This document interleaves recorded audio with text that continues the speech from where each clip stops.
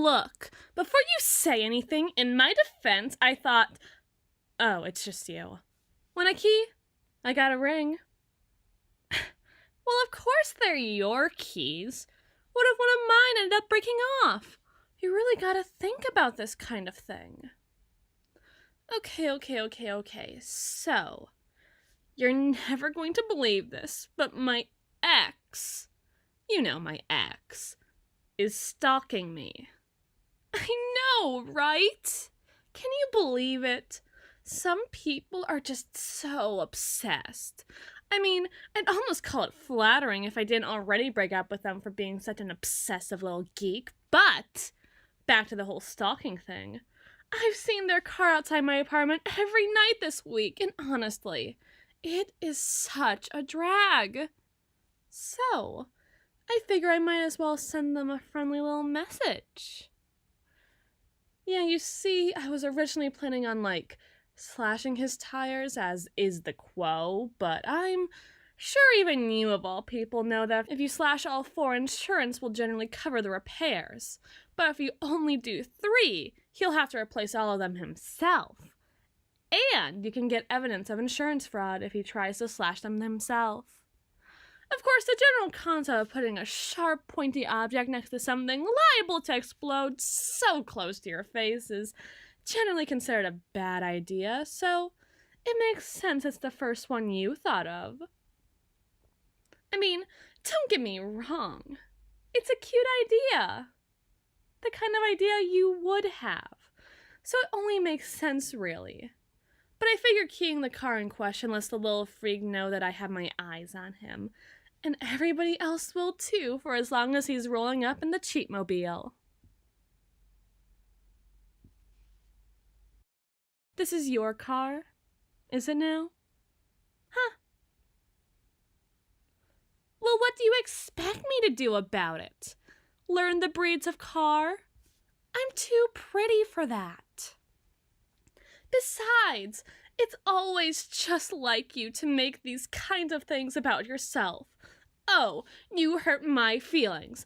Oh, you keep calling me at 3 a.m. even though we live in the same house. Oh, you keyed my car.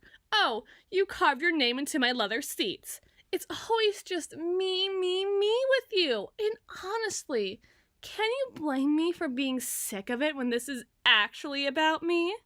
You're honestly such an egotist, and I just really don't get it. I mean, look at you. Get well soon. Honestly, I wouldn't be surprised if in a few years I wouldn't be keying your car anyhow. You seem like just a type, you know? With your form and your face like that. It isn't your fault, but you're just the kind of person this kind of thing happens to, you know? I mean, I'm like the best thing that's happened to you. I'm not wrong, right? I'm hot like that. Who could love you as much as I have? I bet even your goldfish didn't love you as much as I love you.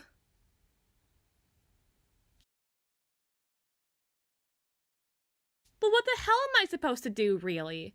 Leave it a half-finished job? Honestly, listen to yourself. You should really try it sometime. I swear, you're so dense that if I didn't know you, I'd think this was just some kind of coquettish act.